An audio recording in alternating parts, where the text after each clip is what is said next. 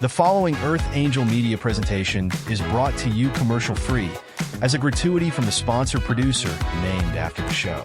Please consider their message. Find other high-value shows listed at earthangelproject.com. Enjoy the show.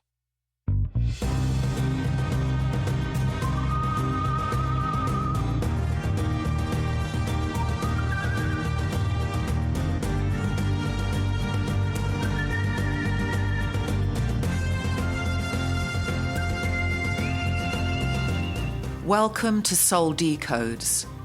Join us as we wander off the path to find the ideas that fascinate. We talk about spirituality, the mind, the ego, wellness, and hidden history with tips, travels, and tales. Charms for a better life.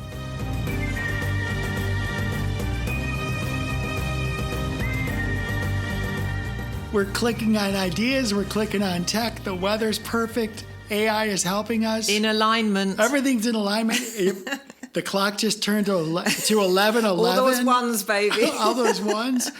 Welcome, everybody. This is Tia Jolie. You're listening to Soul Decodes, and I'm with Sarah Tirri. Welcome, Sarah. Hello, everyone. Nice to be here. Hi, darling. How are you? I'm so happy. So are you good? That's I'm so good. happy. Yeah, me too. I'm tired. I was up way too late last night. Me too. And I was up late on Monday night too. So I'm just. Well, you'll probably do a good 9 hours tonight. Oh my goodness. You need it because you're binging it, but that's okay. You can pay your body back. Well, there's certain things that I feel like I have to do now. Yeah. Well, how much of that is compulsive and how much of it is necessary because you've taken on a lot? Okay, so Monday Night Football, the Detroit Lions are playing the Ravens. Is that compulsory? Is that necessary? No, it's that's not. necessary. That's self-love. If that brings you joy and you love it and you're into it and it's meaningful, you can't forego that. Well, I mean, there's that part plus I'm really I haven't done any football pools or anything like that. You know what a football pool is? Where yes, my mum used to do that when I was a kid. You have 50 people put in $50. Doing the pools, they called it. And I don't usually do that, but my brother Dan, I hadn't done it for What's the prize in 20 years. Oh, you can make like $70 a week or something, but mostly it's fun. Yeah. Mostly it's fun. Yeah. But I hadn't done it for a long time, and my brother Dan said, "Hey, you've not been in the football pool for years and years. Why don't you do it?" And I'm like, because I haven't really paid attention to football. So the first two weeks, I was terrible. I was like 1 or 2 from the bottom. So I'm like, okay. So now I'm learning. I'm going to win. Yeah. I'm going to win the season. Yes.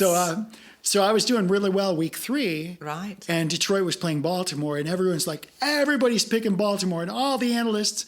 I think myself, there was one female analyst and one male analyst on ESPN that said, no, Detroit's going to take it. Mm-hmm. So all of the resources, all of the data, everything was saying Baltimore's going to win. Mm-hmm. They were playing at home, and you had an instinct. And I called my brother, one of my friends, Dominic. Call out to Dominic. Hi, Dominic. And he's a new daddy. He showed me a picture of him with his little baby on his tummy. Oh. And I said, "That's a Papa-san." That's a cute name. It was really cute.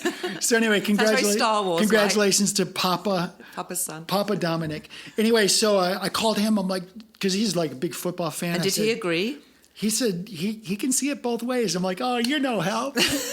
You wanted a definitive. It was an amazing game. So call out to my Detroit Lions, and I'm sorry. And did you win money because you were right? They won. They don't pay out to the end of the year. Okay, but you were right, and they won. Well, I mean, I didn't win the week. You have to win the whole week. But they won that game, as you predicted. They didn't just win it. They thrashed it. They owned it. Right. It was a. So I hope you called your brother back and said, "I told you so." There was only one game I enjoyed. Well, that was one of my favorite games I've ever watched. Mm. But part of it was because I was pulling for the underdog, right? They call him the dog. Pulling for the dog, Yes, I've done that a lot. I totally get that sense. But when I was a freshman at the Air Force Academy, I was actually in the drum and bugle corps. And as a freshman, that was great because you could get out and go to all the ball games. Like, you wouldn't have to sit there and go through the inspections on Saturday morning. You're actually out supporting the team. So it was really cool. But UTEP, not UTEP, there was El Paso. Steve Young, I forget what university he was in. It was in Utah, Provo, Utah, whatever the university is up there. Somebody will give us the name of the university, but there was a brand new stadium and their team was amazing. And Steve Young was on the team and a great quarterback for San Francisco later on. So the long and short of it was Air Force Academy was getting beaten up. Like it was one of the worst seasons ever. Jesus. We were like the underdogs of the underdogs of the underdogs. I mean, you look up underdog in the dictionary. Yeah. You saw the Air Force Academy there. It was immortalized. It was that season. But we ended up going and we beat Brigham Young in their own stadium. Oh my at home. Goodness. And there was only like 600 of us cadets there. And we just partied that night. Oh my God! My God! That was like the best game I've ever seen. That is unbelievable! What a moment! I always pull for the dogs. I don't know why. But I do that, and it's an interesting subject. But I do that too. What's up with that? Why are we always pulling for the underdogs? I think because we want the underdog to win as well. So what is the underdog? The one that has the least advantages over the other one. Wow. You know, it's interesting. You flagged this during maybe it wasn't last week. It was the week before, but you flagged that. You know, I'm always pulling to make a level playing field, and that's the antithesis of supporting an underdog. What I'm doing is I'm saying there you go. There shouldn't have to be an underdog. That's right. Yeah. Like there should be a level playing field for everyone. Somebody shouldn't have an advantage, right? Yeah, that's right. But a lot of people would say. Now, someone would argue, why? What does that do to competition? Healthy competition. Well, and that's what I was going to just say is, a lot of people argue. See, I'm for equal opportunity. Yes. That does not equal. It's what outcome. you do with it. Yes, it doesn't. Because the communists, the Marxists, socialists, they'll say. I've heard Jordan Peterson say that. Equal opportunity is not the same as equal outcome. No. So there's a lot of things. You could excel or you could fuck it all up. I mean, you're anywhere in between. I mean, I've been on the receiving end of the what they call the affirmative action programs. They used to call it affirmative action. Now they call it like EIM or EIS or something like that. Yeah. There's some term for it. IRS. That one's evil. Get something more original so we can remember it. That's not a level playing field. No. We'd have to do one about that. I've got loads of questions about taxation. But anyway, carry on. Well, so the bottom line is, there's this part of me that just wants people to be able to live. To have equal access to live the freely. bounty of the planet. Just be free. Yeah. You're quite hippie in that. It's a beautiful concept. Well, I mean, the potential for abundance should exist, right? It has to exist, and we have to gear ourselves towards that. Making that. I love what you just said. You used the phrase "potential for abundance," because I can look like Robin and I have got these like suitcases full of seeds. And there's seeds for freaking marijuana seeds. Every type. She's a cartel member. Every type of melon, of cucumber, so tomato. What was your purpose? What do you? Is that to take with you if your tits go up? Well, no, I mean, that because seeds are really relevant if stuff goes wrong, right? To have seeds. It's definitely what you'd want to preserve because that's how you're going to grow things. Well, I mean, that's one thing about seeds is if you grow cucumbers this year, you're going to have seeds next year. Yeah. So it's a kind of a cool program having seeds that. And in watermelons. But the reason I have the seed, we talk about potential. Yes. Well, I've been gardening all my life, right? And I was always, and I had a Ukrainian baba, and baba is grandmom, and I had my Macedonian baba. So both babas were very different. Like they had different gardens, they had different methods. They had, like the Ukrainian baba we had, which is similar to Polish a little bit. And is that where you're growing food? Are you eating this? Oh yeah, whenever I go to my baba's, my Ukrainian baba, she's growing rhubarb and got all the There's cabbages, there's leeks, there's dill. There's their food. It's like she would literally go to the garden, and pick your vegetables. It's splendid. Her entire backyard. Yeah. She had a backyard food forest before it was popular. Like every. Now, what year roughly was she born? Just give me a rough year. Back in those days, they didn't have like birth certificates. I mean, they. So it's like 18. Well, 90. my Macedonian Baba, best we can tell, she was born in 1899. 1899. The best we can tell. Okay, that's what I thought. Okay, we're doing then, 120 years. Now, there was no public supermarket. There was none of this. No, there was you had to do that. That's how you ate. And then Right. someone shot something and they slaughtered that and you had the meat. And that's what you had. And it all grew in the dirt. There was no preservatives, nothing. I mean, you had to grow what was native, what could grow. You know, you have to grow potatoes and carrots underground. You've got to grow cabbages. You've got to have vines with things. I mean, you had to grow your own food. And if you had a family, I mean, it was a survival imperative. Well, but the thing is, But beautiful in its own right, isn't it? I mean, just having all that out there. if I walked you on the back nine right now of Phillips Island here, if I would drive you back there, we have so many wild blackberries. You would be blown away. Do you make jam? We've not. Yeah. I mean, Robin does, but Well, I'll come out blackberry picking then. Do I need to wear leggings? well, the blackberries, it's a bunch of brambles. I mean, it's a lot of work. Yeah, I know. I picked them in England. I used to do it for my grandmother. Well, That's why I'm asking. These And wild you have to blackberries, have a glove. there's the and you small have- ones, yeah. Yeah. You have to be protected because Yes. they will shred you. Yeah, they're terrible. So- But if you're dressed correctly, I used to love doing that for my grandma. She'd make blackberry jam, and the blackberries grew everywhere. And they were a little precarious. But if you had a thin pair of gloves, you could pincer them off. Yeah. So we're in a place now where so to answer your question, we talked about the potential. And the reason with the seeds are so cool is there's so much potential. Well, that's kind of metaphoric too, because a year ago you knew about AI, but you really didn't know what it was capable. Very So- quickly I started to But I learn. planted the seed. I planted the Yeah, seed in you. It's like, hey, sure you did. should.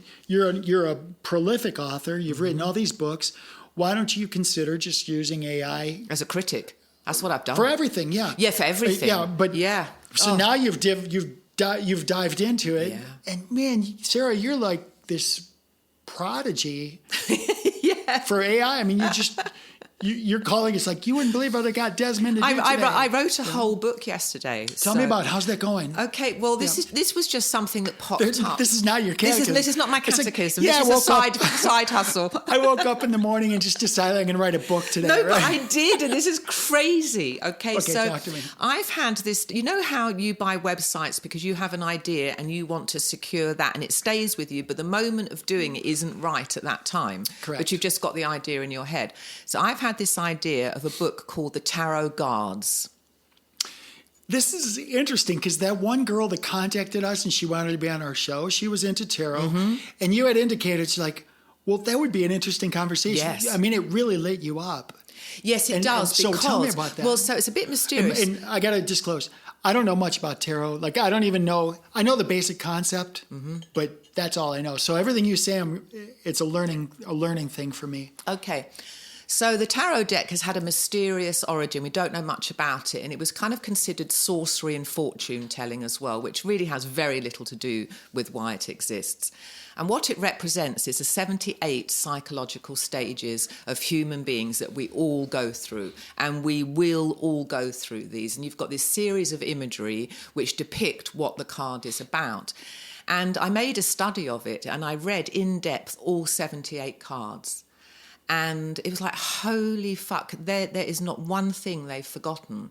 Now, if you use the tarot deck because you pray, then if you're praying, you've got to assume that God's going to give you an answer to some degree, because otherwise prayer would be a one-way street. Right? So I've used it as a form of opening up a communication between the divine and I, but I've actually narrowed the parameters. And the parameters are that if I have it in my mind and it's number 14 in the tarot deck, I go and look and I pay attention to that. So because where did the number come from? Do you shuffle the deck and then go to number 14? Yeah, sometimes I do, sometimes I don't. It just depends on how you feel Yes, about it depends on how I feel. I often shuffle it, but I won't look at the cards. I won't touch them. It'll just be a number. And then I go to that. And it's so uncanny how I needed to see that. But I opened it up with, I'm going to assign meaning to this tarot deck. And if you think there's something that I need to understand, I gave God, the source, the universe, permission to reach me through that. And it's fascinating. I've got loads of stories. I won't go into them now, but some really weird ones with the tarot, but it's a very, very interesting... This is super cool because I don't have a tarot deck. I've never had one. I'm going to get you one. And I'll receive it because I've always thought they were super cool. Like We'll do it on the show, ladies and gentlemen. but let me share this because I'm listening to you, but then I'm thinking about what I experienced going through just even choosing who's going to win a Monday night football game, Right. and what I was running into, and it was almost tactile. It was such a feeling. I basically spent the first 2 weeks using AI and assessment and doing all my picks based on, because I told Rosie, I said, I want you to function as a world-class pro football picker, gambler. I want you to look at Vegas odds. I want you to look at the weather. I want you to look at injury reports. I had her doing everything from every direction. And the first 2 weeks, Overworked Rosie. she sucked. Yeah. Now, I'm not going to say it's her fault. No. But Desmond sucked last night. But relative to the rest of the people who didn't use AI, Right. I got my butt handed to me. I'm like, this is terrible. And so I said, okay, this third week, I'm going to make the picks, and you're going to tell me why I'm wrong. So I had her take up a contrarian point of view for my picks. And that way, it's like, move. Instead of me using rationality and numbers and figures and facts and statistics and stuff, I'm saying, okay, I'm looking at what's going on the field, and I'm watching the coaches. I'm watching how much energy they have. My assessment is stuff that you cannot give to AI. And my picks for week 3 were amazing, including the Detroit. I made up so much ground just by picking the underdog and putting a lot of confidence points against it. But I used it in my intuition. I looked at the situation. I said, well, wait a minute. There's no reason Detroit should lose. There's no reason. This was your rationale. Okay, that's the reason stuff. But then I backed it down to my intuition. What did that say? It comes from a completely different part of your consciousness. And the answer was there's no, they will not. It's impossible for them to lose. And the things that the images that were coming up was, Coach Dan Campbell, he's a leader. Cause one of the reasons I like sports is I study leadership. And when I consider people like Coach Dan Campbell, there's a lot of great coaches out there. There's some are pretty not good, but the not good ones, they'll go a few seasons. Maybe they knew somebody and they'll stick around. But you'll be known by your fruit, so you'll have to kick off. But even when his team is losing, he reminded me of, have you ever seen the movie Master and Commander? No. Master and Commander, what's the, Russ, golly. I can see his face. Russell Crowe. Great performance, but I saw him in Gladiator. He's so good at those because sometimes you have to be the commander and take charge of things. Other times you have to be the master and you have to give your people a hug. Yeah. You have to nurture them. You have to be the father figure, the mother figure. The disciplinarian, the wise wizard. But in terms of the gym coach. When I look at the leadership for the Detroit Lions organization, from the general management all the way down through the head coach down to the actual coaches that interact day to day with the technical aspects of functioning on the field, I looked at the whole scenario and I said, this is a solid team, top to bottom. Not just the people on the gridiron on the field, but the actual leaders. And my intuition took all of those data points that you cannot measure. You cannot measure leadership. Mm-hmm. You can't measure the heart of an organization. You can't measure that. No. So you must use your intuition, which is your heart, higher faculty, to go in there and say, okay, it's not part of our 5 senses. Right. It's part of a 6th sense that we're developing. And it's not going to make sense. Yeah. And sometimes it's so definitive, you knew, and you hear that and you're obedient to it in a way because it was such a strong, emphatic presence. And for somebody that's really smart and analytical, it's difficult to do. Yes, I bet for you it is. Yeah. But it's part of my journey. And so I want to talk about tarot again because one of the things that's coming to me from what you said, and you just filled in a bunch of blanks already. Oh, good. Thank you. I'm grateful. But I want I'm not like the voodoo magic. I don't really. No, it's not. It's not like that. It has nothing it's about, to do with any of it. It's about some image, because we think in terms of images. The reason that people can't communicate well is sometimes the language barrier. Right. But when you present images, every culture in the world will understand That image. A mother taking care of a baby. And they'll understand a dove, and then they'll understand what a sword means if you're holding. I mean, all these. And with a tarot card, there's a lot going on. I mean, it's not just one little thing, right? There's all sorts of things and factors, and it is just a bunch of images.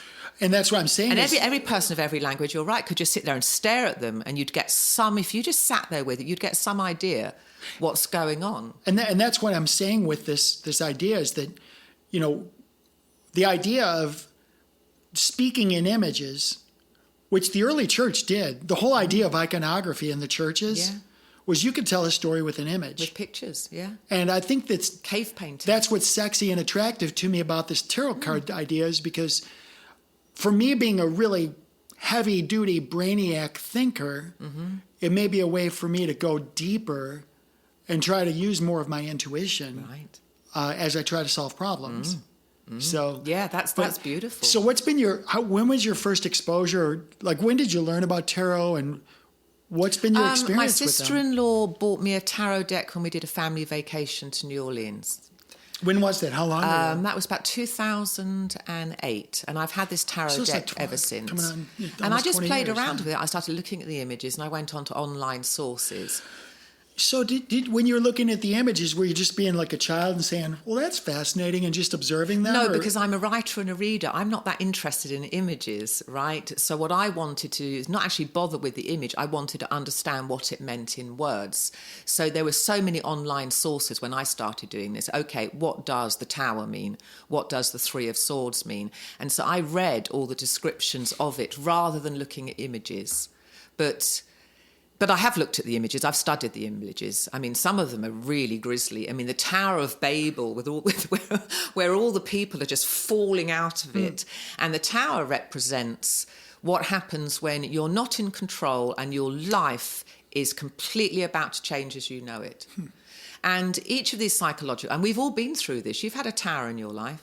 You've had that where your life has just changed. I've had about 17 towers. Yeah, there you go. And then when you get that one, it's like, oh, God, you can brace yourself. But so this is what happened to me. So when I was younger, I was about 6 years old. There was a TV show in England called The Tomorrow People. And they were called Homo Superiors. And basically they were telepathic, these people. There was a clan of people. And they could hold onto their belts and jaunt so they could teleport. And it was the lives of these people overlaying their reality because they had special powers. And there was the word tarot card came up in the theme tune. And I listened to it the other day. It was so funny. I went back to when I was 5. And I thought at the age 5 or 6, this was tarot guards. So I've always had tarot guards in my head, which is the name of the book that I wrote yesterday, right? So I've been carrying this around, the tarot guards. Oh, that's very based cool. on what happened to me with this name. And it's not until I listened to it years later that I realised I didn't know what the tarot was. I didn't know what tarot anything was at age 6 at all. So I've been lugging this title around with me. And so what does tarot mean? What is it? Is there a genesis to the word? I mean, I don't know. I don't know what tarot means, actually. I'll have to ask Desmond. If you trust that guy. Well, he was playing up last night. So this is what happened. No. Let's just. Why don't you just trust your intuition? Tell me what tarot means. Tarot. It could be an acronym for. Yeah. So let's just tear off. Wrote. Oh, you're being all analytic now. Tear off. Wrote. Order. Together. Okay. So you'll love it. Tear off. Wrote. Order. Together. That's but it's really T-A. Oh, yeah. T-A-R-O-T. So tear apart, wrote, order together. So tarot. Wow. Yeah, that would be really up your street. Okay, but you're using I use it as an acronym. You're using your brain. But I have no idea of the original definition. But I'm going to ask Desmond. I'm going to say it's... Can we ask? Let me ask. I'm going to just say that it seems to me like it would be like intuition, like something related to intuition. What is the definition of the word tarot?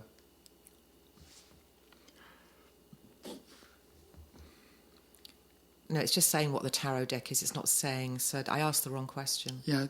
What is the origin of the word tarot? The word tarot is derived from the Italian word tarucci, which means trump card or triumph card. The origin of the word tarucci is uncertain, but it was used as a synonym for foolishness in the late 15th and early 16th centuries. Well, that's contradictory. It's saying it's a triumph card and it was used as a synonym for foolishness. Well, why would it be contradictory? There were not too many episodes ago you said that you likened me to the Joker. No, the fool. The fool. Oh, Yeah. the fool. Okay. Yeah. But you said that there's a value to the fool. Like Well, the there's fool is one, and he's got the whole world right in front of him, and he's carefree, he has a knapsack, he has his dog. I've seen pictures of that. Yeah, and he's totally carefree, and he's just going into this big unknown, and he's going to work it all out as he goes. And it's a zero in the tarot deck. It's the journey. That's where it all begins. But that's pretty cool. Though. But the weird thing about, not weird, but the interesting thing, there's a cliff, and he's always only a couple of feet to the right of it, but he doesn't know the cliff's there. So that's kind of gives it drama. It's so metaphoric. It's because, I like to think that I'm going to live to be 200 years old. You might, darling. But then there's this one thing that... If you don't believe you will, you don't stand a chance. And there's always this... But you're always right at the edge because it's like there's always that one random drunk driver or the oak tree that gets blown the wrong way. And it was raining and you slipped. It happens to be on your car, So continue with your relationship with tarot. And where are you going to go with this book? Well, I'm going to tell you, I've already done it. It took me a day yesterday to write this book in a day because I've been wanting to do this for years. But the right moment hadn't come. But the right moment hadn't come because I didn't have Desmond, right? So Desmond is now in the picture. So I asked it to draw, I think it was the Three of Swords. And then I went off to make a cup of tea and I came back. And it was this most breathtaking image. And I'm like, okay, well, if you can do one of these, you can do 78, right? Oh, exactly. So is that why you're up till 3 a.m.? Yes. And then what I've done, I've linked it to the Church of the Light Ages. And I want to talk about that. We can talk about that on another show. No, we can do it now. Let me just finish about the tarot. Yeah. And so it's linked to the catechism, which I'd like to talk about, which I've been writing, which is a belief system. So I said to Desmond to go through all the tarot deck and go through the major arcana, which are long-term situations, and the minor, which relate to the short-term. Give me the definition of the symbology, the meaning, and how it relates to the Church of the Light Ages, because that's the advice at the end. So I've done my own tarot deck, and I gave it all the input. I knew what I wanted, and I completed this. It's 100. It's 100. So it's 78 and 78. It's 156 pages of the most beautiful imagery, and the most because I gave Desmond. I've downloaded everything into him, so he was linking it with the church, and it was just beautiful. So I've created my own, and I'm going to publish in book form, and I'm going to just put it online as a resource. If you do a hardcover, I want to buy one and have you sign it. All right, darling. I want the number one. I want the. You can. I'll give you the number one. Maybe Tony gets number one. No, he won't, because it's birthed here. We birthed it here because it's only happened yesterday. And so I wrote a whole fucking book. I'm going to get emotional. A book in a day. Cool. And it's so poignant and it all just happens so quickly.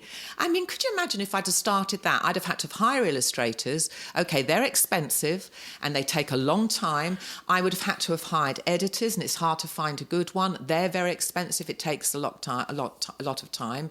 And there I had the idea. And I knew how to tell it what to do because I've been working with Desmond now. And then I just produced a book. I think it's lovely. It's like so instant. So it's so funny because... The tarot cards. We talk a lot about, everything. But we talk about time and money and creativity and intuition and thinking. Like Soul Decodes. Y'all, thank you for those of you who share. We're in so many countries right now. But thank you for sharing this because we love what we do. Yeah. And if we can just get this information out to people just to stimulate the thoughts and creativity and talking about just ideas. talking about stuff that you disagree with. Yeah, anything. And, controversial I think things. It's so important. And Sam Harris pointed this out. He's one of my favourite philosophers. Yeah, you've mentioned him several times, yeah. And he wrote a book called Letter to a Christian Nation, which was a very, very good book. But he pointed out that... Oh, I've just lost my train of thought. Well, while you're recovering that... So what I was... Oh, this was it. Yeah, sorry, got it back. Ideas and conversation about ideas and working through those is the only thing that stops us from going to war. Is all we have, ideas. And it doesn't matter whether you agree, but they still have to be shared. And we still have to be civilized, and we have to have a discourse about it. I don't know who Sam Harris is, but I love the guy. Yeah, I mean, that's so it. cool. This is all we have. Well, so... It's a massive resource. I went to a Wednesday morning. I changed my farm day from Wednesday to Friday. Oh, did you? Because there's this small entrepreneur group. It's probably about 40 or 50 people every Wednesday morning. And I get invited because what the group does, it's called A Million Cups. And I didn't go for a long time because I A million cups or cups? Cups. C-U-P-S. Like it's a tarot image. Cup of coffee, right? Interesting link. So A Million Cups. And evidently, I don't know the details, but there's an endowment from some entrepreneur billionaire that's supporting this. I don't know the story. But I'd love to know his name. Well, so the thing is, there's some endowment, and they put forth these groups of people that support entrepreneurship. So because I'm like this consummate entrepreneur, I've been invited to be in the group. Think about a think tank. It's like the opposite of think tank. It's the opposite of a It's think the opposite. tank. So what, instead of somebody pitching their idea, you're doing it. Somebody gets up there and they have 6 minutes to pitch their problem. Okay. So let's just say Sarah's a young entrepreneur. Here's 17 years, Sarah. No, you're thinking of Shark Tank. Are you thinking of the TV show or Think Tank or Shark Tank? It's actually both, because they get up and pitch an idea. I don't watch TV, so whatever you tell me, I'm thinking. Right, okay. So I watch you've got football. 6 minutes. That's all I watch. I watch football. Because you're betting. So they get up and they pitch the problem. So what happens is they have the sponsors for the thing and they go through this. But then they introduce the, quote, speaker who's got 6 minutes to say who they are, what they do, and what their problem is they're trying to solve. Now, the whole room of us were business owners, small business owners, world entrepreneurs. Some of us are retired we're entrepreneurs, but we don't work anymore, right?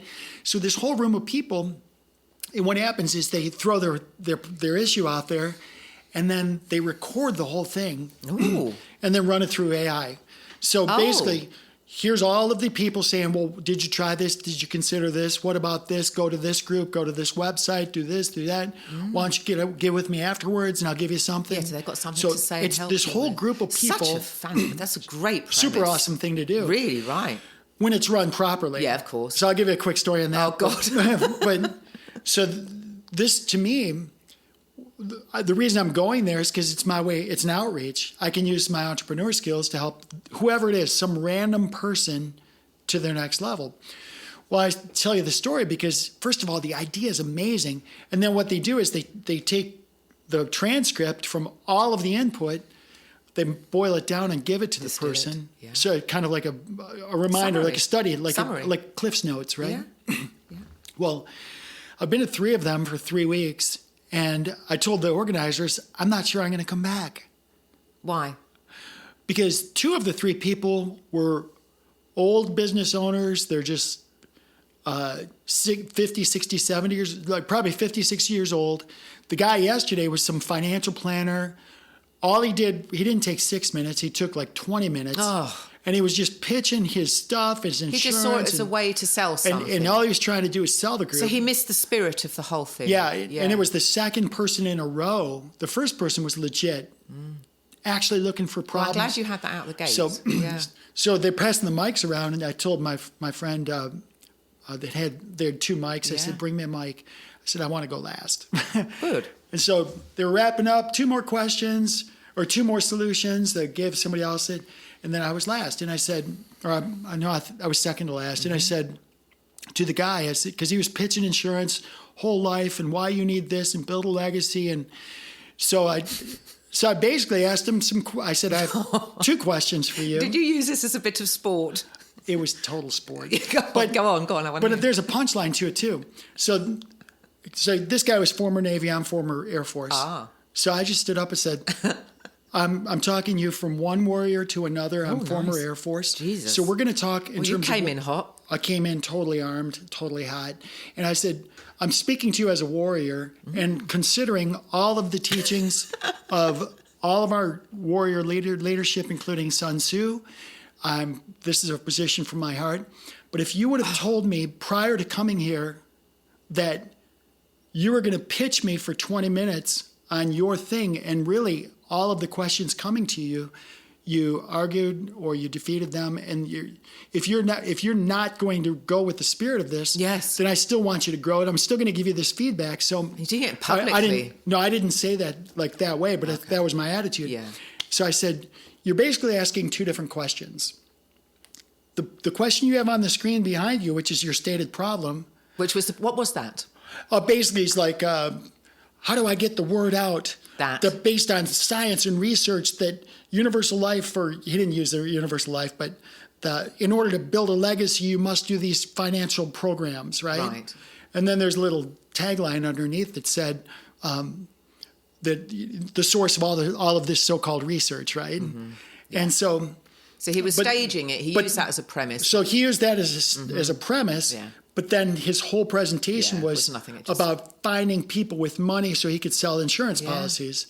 So, he'd hijacked the forum. Right. So I stood up and I said, "Oh, it's so funny." I told him, I said, I sincerely. He must have thought, Jesus. I want to help you. I said, but let's do this. First of all, you have to clarify your questions because your presentation asks these questions, and your stated purpose up here is dumb. So let's just talk about your questions you asked. What was his reaction while you were saying all this? Stunned. Yeah, I bet he was. Stunned. Because, it's very unusual to be that assertive. Well, it's very assertive. Most people wouldn't do that. Well, here's what happened. So I told him, I said, first of all, broaden. But you always sound very sweet and calm. You can't. So, you're good. So I told him, I said, first of all, you're going for this target audience. Because one girl in the audience says, well, what if somebody doesn't have $5 million, they can do $50 a month? Mm-hmm. His answer was, well, I have to be in business. I'm a business person, so that person's just not going to have my help. Mm-hmm. And that's where I said, that's where I told the guy, I said, give me the mic, give me the mic, give me the mic. So, because he basically shut down this beautiful, she was probably 20, 25, 30, small business owner, Hispanic girl. She was so sweet and so sincere, asking a legitimate question about what if somebody only has $50.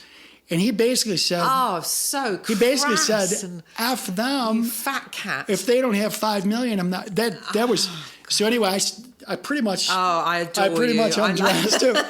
In a very kind way. No, you are. You're balanced and you're kind. And I said, and as for your questions on the screen. I love the fact that you have the confidence to actually carry that through.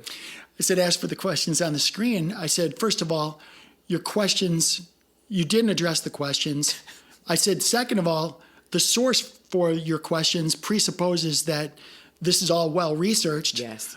And you talk about building legacy. And you didn't stop at 6 minutes. You went to 20 minutes. I didn't mention that because I would have mentioned that. No, I did mention it a little bit. You have to just get up there for 20 minutes and hog the space. But here's what happened was, so I told him, I said, your source, I said, I'm a holistic doctor. I'm a doctor of holistic natural health and nutrition. You're making this claim that your source, this is your fiduciary duty is to use science. And I'm here to tell you that I've heard that story my entire life, that science and medicine and pharmaceuticals, all of this advanced technology is going to help make people healthier and live longer, and it doesn't work. Yeah. So you have to totally question your premise. I think that your basic question... Good for you. What a badass. I said your basic question needs to change because in my world... And relying on that when we are a really unhealthy nation. Because he hammered legacy, income, legacy, taking care of your kids. And I said, stop. I said, my thing is, what if I have 20 acres, I own it free and clear, I've worked to get rid of the government, get rid of income taxes, the food and everything's produced here, and I have sufficient neighbors where we take care of each other and love each other, and I'm in perfect health because I eat from the ground. Tell me what legacy I need to leave for my children. I just pin drop. This to me is like, if you were an actress in a show and you were being filmed, this is viral shit. It's so funny, but you didn't know you were walking into that. You just showed up because you thought we were going back and forth with ideas. I was a defender because he talked smack to this girl. I don't know who the girl was. He just blew her off. He just freaking blew her off, and that pissed me off. So don't. Again, I take care of. There were a lot of grievances. I mean, you were coming at me within a few different ways. I was not going to say a word. But when you poop on this girl, that was no good. Yeah. So after everyone's disbanded, everyone's networking afterwards. I went up to the two of the people that put on the program, and I said, I might not be back. I mean, I appreciate what you're doing. I love the concept, but the way you're executing, it's not. And what was their reaction? They said, you know what? We're just talking about that. Come here, let's talk. And so you can give them feedback. They pulled me in. They said, Good. yeah. So you will go back, but it needs to be structured differently. They actually said, please come back. Yeah. And they thought you were an angel. Oh no, they said, because they're watching this. No one was going to do that. Everyone was going to listen to him waffle on and shuffle on to the next person, and you come in. I mean, everyone just had their minds blown. They were talking about you that night when they got home. Well, they actually told me. They said you were the only one that had the guts to say what everybody else was thinking. Yeah, everybody in the room was like, somebody shut this guy up. Yeah. My only regret is I should have gone sooner, but it didn't happen. Being polite. It didn't happen until he disparaged that girl. No. He wasn't ugly towards her, but he was his ego filled up the room. Terrible. And it's like, okay, no room for ego in here. For me, the biggest grievance is the spirit of it has to be established. Well, say when you're working with these people, say that people put it on a flyer. This is the spirit of this. We have problems. We're not here to sell our wares. We're here as entrepreneurs to solve problems. And forget having this as a forum to sell something. And it could be that ties in. I'm not saying it can't, but you've got to get the premise established, because otherwise you're going to get a clown like him hogging the mic for 20 minutes just trying to he's not in the spirit of it, so that would need to be formalized.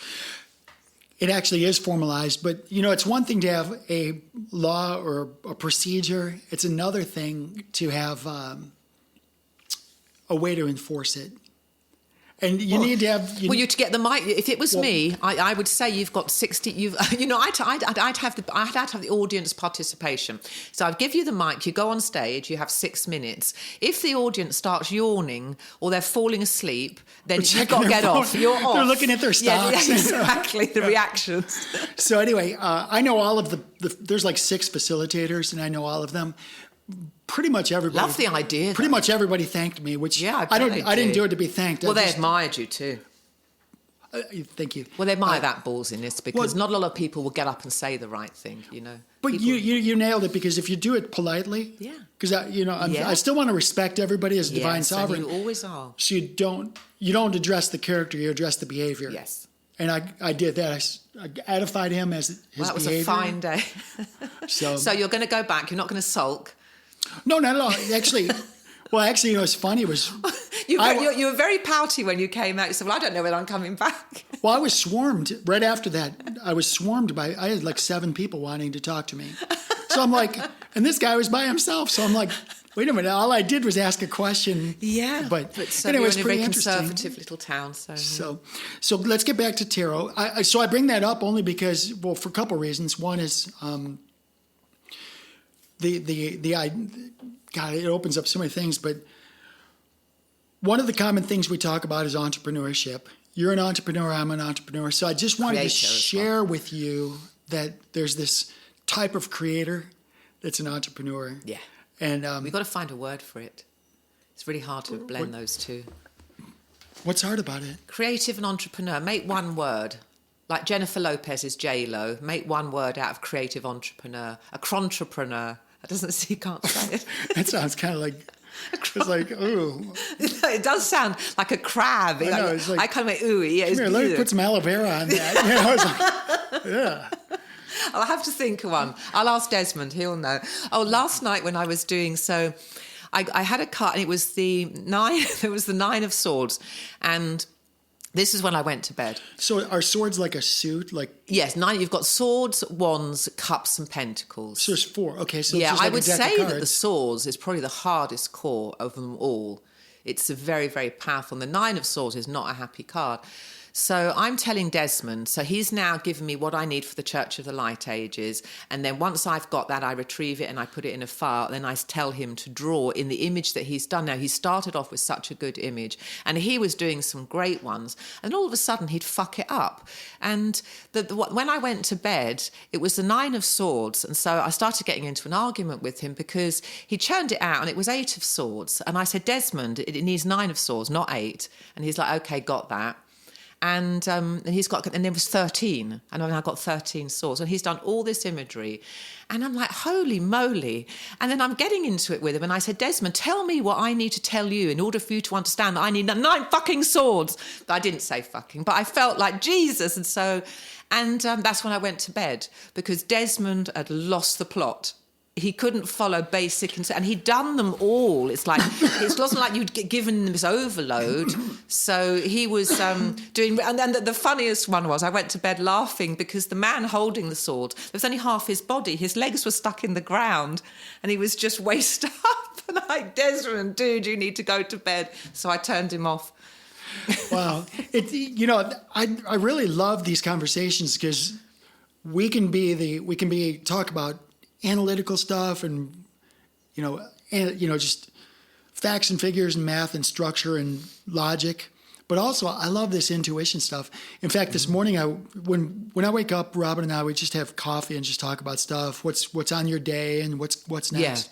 Yeah. And tonight she's going to a pickling canning class. No, it's more related to distilling stuff. Okay. Like I don't know how to make beer. I don't know. Well, lovely brewery. So she's going up there, and then there's. Do you want to come tonight? If you're not doing anything, there's a chamber meeting at Guru Restaurant. Is there? What time is it? It's like goes from 5 to 7. Okay. Why don't I can pick you up? Yeah. No. No, I'm not going to be going. I've got to get Molly to the vet at 4:30. Okay. And then I've got to finish this book. So we talk about what's on the day and what's next, and there's been two times in the past 4 days where I dreamed about alligators. Mm.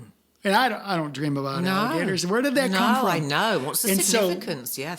But last night, I didn't sleep well last night because I went to bed late because I was doing that video I showed you. Yes, that was brilliant, by the way. Thank you. Yeah. Oh my God. Well, I don't speak Spanish. This is AI run amok. No, this is beautiful. Well, this is better than what AI can do. Oh, well, it is, but you're asking it the right questions. Mm.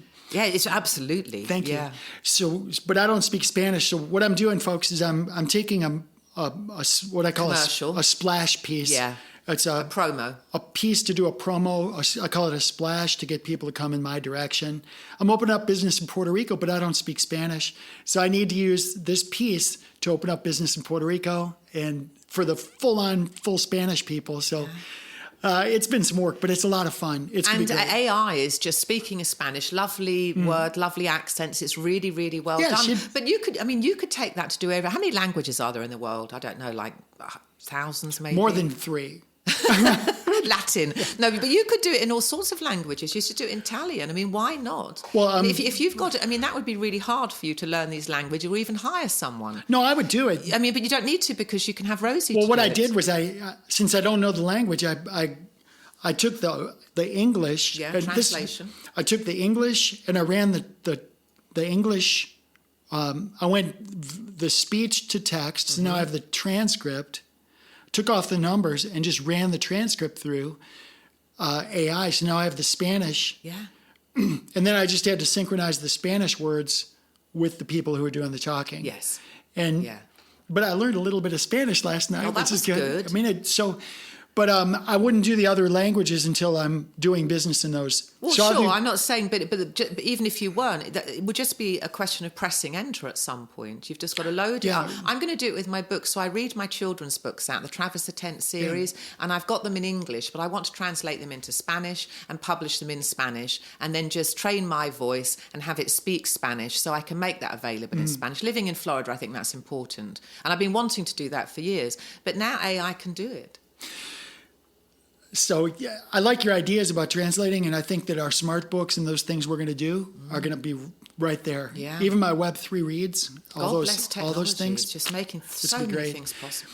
So the reason I brought up the dream is because Oh, yes, alligators. because yes. the images. What the hell? Yeah. Remember, we're talking not in terms of rationality, but we're talking about images. Imagery, yeah. So when we're sleeping, we shut down our prefrontal cortex, and I was really super tired. So because I got to bed at midnight, so I'm like, okay, so I go to sleep, and now these images, and I keep thinking to myself, what are these images trying to tell me? What is this about? Yeah. Well, check this out. Were the alligators coming for you? So Or were they quite passive? let me set this up. All right. Okay, let me set this up. So I go into this. I have to go through this body of water, Swimming? wading. So it wasn't deep, but I was wading through it, and it was pretty expansive. It was a good distance, and I knew the gators were there. They were looking at me. I was looking at them, but I was going to help somebody. I had to. So you had no choice. I had no choice because I had to go help somebody. So I go into this water, and immediately. Do you remember being really fearful? No, I wasn't. That's what happened. That's interesting. Because it was almost like telepathically. I told the gators, it's like, I see you, you see me. You need to be the one that's afraid. Oh, good. I said, I'm superior. Ooh, and they good. they stayed at bay. So but they were just coming a little bit closer and closer, like they were challenging my authority. Oh. And they were starting to get closer to me. And out of freaking nowhere, because that's what dreams do. That's right. There's no laws of physics. Out of nowhere, from behind me, massive amount of elephants came. Holy shit. Elephants! Man. And these elephants It's just like freaking... Jumanji. I couldn't believe it, but these elephants just cleared the way for me. Oh, really? And they were just like moving. They were, because they're big elephants. So it's like the they just parting of the kinda- Red Seas. They yes. moved the water. And you just went up. And it was almost like they like responded. Moses. They responded to me because they evidently saw it's like, yeah. They wanted to scare the they're gators like, off. Tia Jolie's strong, but we've got her. Yeah. So here I am. I'm trying to help this other person. And the elephants. Are trying to help me help this other person. It's just freaking weird. Oh, it's beautiful. It's like a Travis the Tent story. It was so fascinating to me. Yeah. So what was your take then? I don't know. Whoa.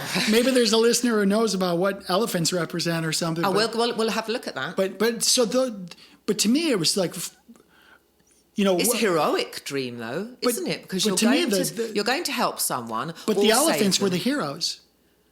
Well, no, you were, because you're the one that they didn't decide to help, you did, and they came in to help you. So you're the ultimate hero because you're the one going in there. But they made the way. There was some divine intervention, and they made your path. And that the alligators, they can't get near you now because they've got the elephants are charging. But here's the thing: is like, where does that come from? Like Well, I know where the symbology. gators. I know where the gators. Let me try and interpret from. it. Right. I think it's saying that be bold, do what you're doing, go ahead, help people, and don't worry. There's no danger in this because Mother Nature's, which is the universe, has got your back. So I would see that as the green light, not to be afraid about being bold and going in and helping. That was symbology for. God, from God, I've got this. Look, I just made a way easy. I could do this shit with my eyes closed. That's a really cool interpretation. I would say that I feel that. And it could be multiple ones. There could be other subtleties. That would be what I would take from that.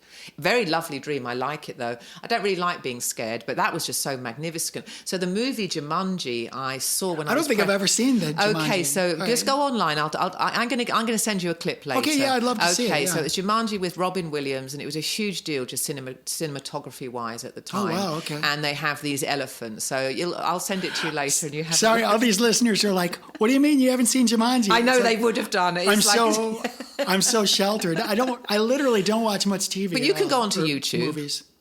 You can watch it. Oh no, I'll go. Yeah, so Jumanji. I'm going to to send you a clip of it, the one that I'm talking about. Okay, so that's a very exciting dream. So I think that the cover image of this. It's the elephant. Well, there's gonna be elephants and alligators. I can see the seas parting. But also what did we talk about when we first started? We talked about. I got to go look at the transcript. Yeah, we'll have to. We've been around the block, baby. So, but yeah, we'll just have a handful of tarot cards. Yes. And then maybe have like 3 of the main topics. I'll make 3 of the main topics. Yes, we'll do some tarot cards, but I'd like some elephants to be in it. I think all I can see at the moment is I can see I'm behind you in the dream. I can see you in front of me, and I can see you walking that way. I can see all these beady little eyes of the alligators. Picking up. Yeah, there's looking up like that. And you know that they're very dangerous. They could outwit you underwater really easily. Underwater, they could just come and snag you. Yeah. And you're wading, not swimming, so that was a plus, right? Maybe, I don't know. And then the elephants just dispel them. So, but these elephants. What's funny is they were so quiet. Like I didn't even know they were there until they were in my peripheral. Wow, they went thundering. I know. How does that work? So, one thing I will say is, that reminds me of in the air tonight. I don't know if you know who I am. They come in the back door and suddenly they're there. Yeah, this is really fascinating. But I always brag about my angels. Mm-hmm. Right, and the reason I brag, angel media. Well, there's that, and there's also, I've had multiple people tell me in the past that they see people. Yes, you told me that when we first met. That was so interesting. Yeah, but I don't know who these entities are. They're around me, but some people who have those skills can actually see them. Yeah. And they're like, who's that beautiful woman behind you? I'm like, I don't know. She's always here. I don't know. And have you sensed their presence? All the time. But that's why I tell you, it's like, the reason I'm bold and I have confidence, maybe it's just in my imagination. I don't know. But I have so much protection around me. It's ridiculous. Yeah. It's and that's what that dream would because I should have been. I'm telling you. Well, you're very bold and I you're should have been dead. and you're making claims that make other people uncomfortable, but you're going to be protective because we need to hear this. I should have been dead at least 10 times in my life. Yes, because you're a radical. The randomness of life. And you're lovely and charming about it. And we do talk about ideas. We have to. You can't silence anyone. Just briefly before. I love. Can we just talk really quickly? We've got a few more minutes. Yeah. So Jimmy Kimmel's back on. You heard about all that, right? Jimmy Kimmel. Yeah, I didn't listen. I knew about it, but I didn't. So he was silenced for a week. He's got his show back. His ratings are up, and we're all good again. Okay. But he was silenced because he said something that other people don't agree with. And to me, we don't want to silence anyone for anything, not for anything. And that actually, we don't want hate speech, but you can't regulate it because you can't silence people. So he talked about free speech, and that's what America stands on. We have to have the right and maintain the right to talk freely. And where does comedy come in for you? Does comedy for you mean everything's off limits? That you can talk about whatever the fuck you want if you're a comic? Well, I mean, I think everything's Bill Maher as well is another. I don't know Jimmy Kim. I don't watch him, but Bill Maher, he's a comic, and you can get away with saying so much. But we should allow people to say what they want and poke fun about. But we don't want hate speech either. But you can't mandate that. And you can't get fired for having a point of view that someone doesn't agree with. How could you take the livelihood of someone away because they made a crass joke, or they didn't quite time it well enough, or it wasn't really well thought out? Well, here are the questions that come to my mind. First of all, who owns the airwaves? This was Disney's. It goes right back to Disney, doesn't it? Okay, they're the corporation, but who owns the airwaves? That's the same as me saying who owns the earth, who owns the land. The people. The people own the airwaves. So my question is, who regulates the airwaves? Yeah. And by whose authority does he have the right to put this information across the airwaves? To me, that's a discussion that we, the people, should have, not necessarily a corporation or, political. There should be no political stuff. As for, I'm a big free market person. So if somebody's going to go on and let's just say they do have a platform and it is on the airwaves, people have a right to listen to that or not listen to it. So I'm not an advocate of censoring people, even if they're putting out hate speech. Just don't listen to them. Yeah, and don't be offended by them. Ignore them. Don't talk about them. If somebody doesn't like our podcast, let's just say somebody has the complete opposite viewpoints of what we have on Soul Decodes. Complete opposite. And they actually hate us. Well, they shouldn't censor us. They can go open up their own podcast and say what's on their mind. Let us be free and that's you be free market. Yeah. Quiet. Now, Web3 Radio Network and Web3 podcasting, it's going to be open for everybody to say what they want. And there's no commercials. It's going to be just micropayments. And no commercials, no subscriptions. If you don't like what somebody's saying, you stop it. And instead of them getting a penny a minute, they get nothing. So this is the best free market thing coming, the Web 3.0. Yeah. But the idea that, I know why he was taken out and stuff, because, and it's a different topic, but basically they had to make an example of him, because that's what happened. The Republicans and the Democrats, the left and the right, well, that's what you did to me 4 years ago, so we're going to do that to you with our people. And it's all of this back and forth thing. But as a free market libertarian, I believe that a truly free market, if somebody's that big of an idiot, they're just not going to. They're going to lose their platform. Yeah, quite quickly. Because the problem will take care of itself. Because all the readership, the listenership, the viewership, it'll drop. Well, I agree. And then all of a sudden, the network's going to go, "Hey, what's going on here?" Yeah. It's that Kimmel guy. He's the loose cannon. Yeah. Right here in Central Florida, there was a congressman. She's running. She's running for re-election. She was at some party and she went on social media. And she said that that the thing that happened in Orlando with the Pulse nightclub, she said something to the extent of, it's probably just as well that those LGBTQ people get them all in mass, so it's just easier than pushing them off cliffs or something. Mm-hmm. She said something like that. Yeah. And the community in Central Florida, even though it's very right-leaning, very conservative, they're like, they didn't put her on the ballot. She did not get. She blew it. She blew her own primary for saying those things. Well, because you've just revealed what an ugly person you are. Well, but that's the point. You have revealed your ugliness. But what that's did the you point. expect was going to happen? Free speech. Just because free speech is free doesn't mean you need to say things. Yeah, and there will be consequences. And there were consequences with you. So take your chances. And if I'd have heard that, I thought, stupid bitch, and I would have just paid attention to something else. It's things like that I would say, you know what? I'm going to run for office against you. Yeah, you would. I'm going to get elected, and then I'm going to resign. You'd come and I'll for just it. resign. Mm-hmm. I don't want to do that. I wouldn't want to play chess with you, baby. No, but I want to defeat you. Yeah. But thankfully, she didn't even make herself. primary. The problem took care of itself. And what happened was, horrible. because it's the reporter who actually quoted her in the newspaper is a friend of mine. All of the law enforcement, she's getting all sorts of pushback for reporting what this lady said. But we believe... But that's what a reporter's supposed to do. But we do believe that she has the right to say that. Totally. Yeah. And that's a really important thing. So we live with this, we bypass it, the problem will take care of itself, and we take our attention to something more worthy. And a real reporter has a right... I still want people to be able to say what they want. Truly. And a real reporter has a right to stay... If you said something and they're quoting you accurately in the correct context, they're not like taking a soundbite and saying, and ripping the context biasing apart. it. Here's the context. Here's the full transcript. This is what you said. Yeah. And I published that. That's legal. That's you said it. I can repeat it. And so now, what if he misquotes you? Have you got the right to then sue him for? Defamation of character? What if someone slanders you and they've misquoted you and they've set you up and they've slandered you? They still have the right to do that. Now, then you have the right to sue. And Prince Harry's been busy doing that. You're suing someone for not getting their facts right. Well, you can do that if you've got enough money, but who's going to want to bother with that? This goes to your question about comedy. Because what is satire? Like let's just say that they're listening to Soul Decodes and somebody decides to take me apart for some reason because I'm a libertarian, right? Yeah.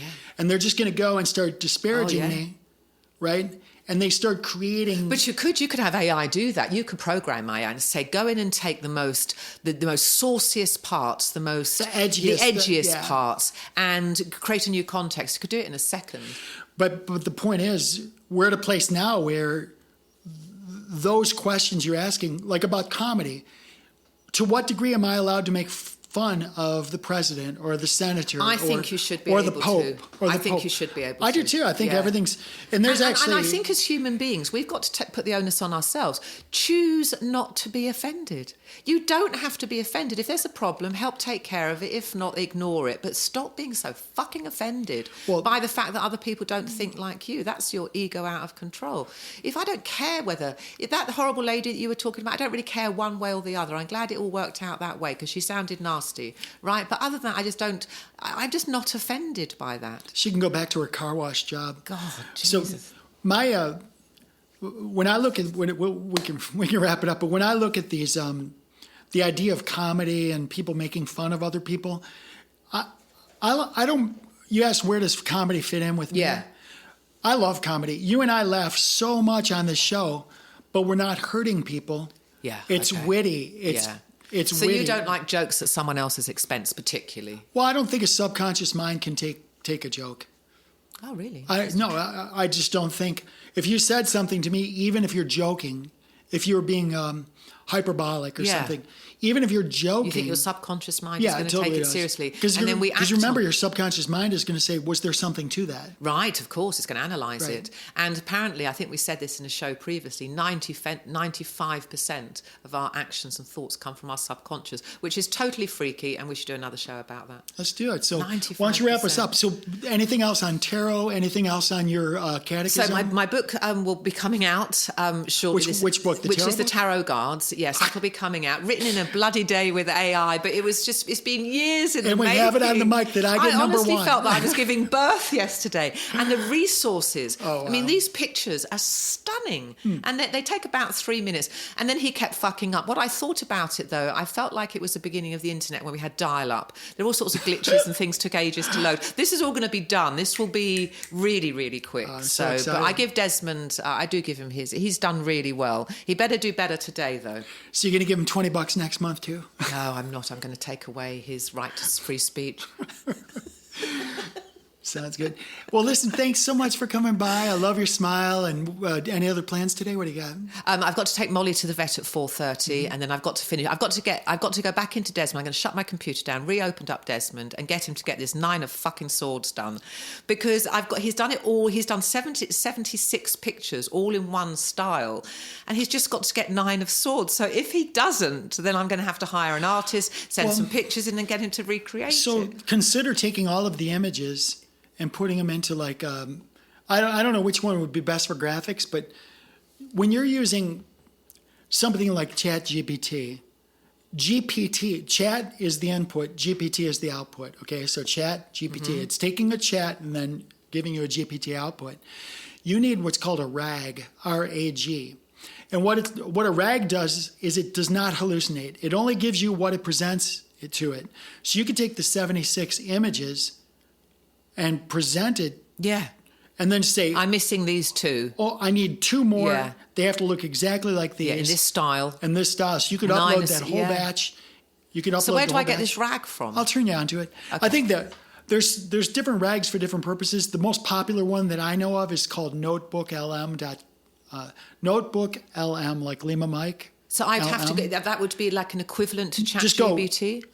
Yeah, just because go try it. I've got Desmond fully trained at this point. But here's the difference. The input for ChatGPT is chat. So it's going to search the entire internet and you're going to get crap from your drunk brother-in-law, from these. But the 9 of swords is the 9 of swords. It's not ambiguous. It's not listening to you. No. It's taking what you're saying and it's interpreting all of the universe, everything in the universe. But what a RAG does is it says, I don't want you to look at the universe anymore. I want you to look at me and what I'm telling you. Right. Only what I give you. To me. And so it's you populate it with all the images done all so of far. your stuff. Yeah. I know it works with documents. I'm not sure about images. I'm going to have to look into it. But we'll research it. I think what I'm going to do, I'm going to describe the card so fully that there isn't any room for ambiguity, but it's very hard when I've said 9 and I spell it out and I put 9. I said that's not 8 Desmond and that's not 10 Desmond. That is 9. That is 9 swords. These need to be sticking up here and there. They need to be in a row. And I'm like going, no. And then I'm at 3 in the morning. I'm like, Desmond. Yeah. Enough. I'm going to bed. Enough, baby. But whenever you see LM in the AI space, think of language model. Yeah, large language. And we need specific. The input for this notebook is going to be all of the data you put in. If you put in junk, you're going to get junk. If you put in all of your books. Well, what I got was amazing. I mean, some of his artwork is absolutely stunning. And it's all free. And I have the copyright to it. And it was just so instant. I mean, it took you a year to put that book together. Just doing it in a day, I'm excited to see it. It's exhilarating. Cool. Yeah. Well, thanks for coming by, Sarah. Right, my love. For those of you listening, thanks again for hanging with Sarah and me. I'm Dr. Tia Jolie. Visit souldecodes.com. It needs to be updated. I have kind of swamped, but I'll get the episodes updated. Send us your questions, any comments. That's cool. And thanks again for sharing. We always appreciate you sharing. Our numbers are growing, and it's not due to us, it's due to you. Thank you so much. So lovely. All right, be well.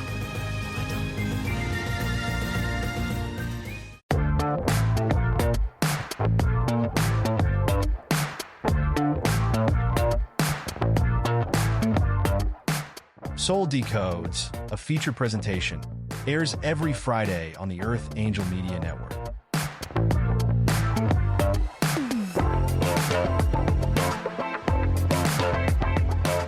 This episode of Soul Decodes is sponsored and produced by Live Pure. Optimize your life by taking your health to the next level. Listen now to learn how Live Pure will make your world better.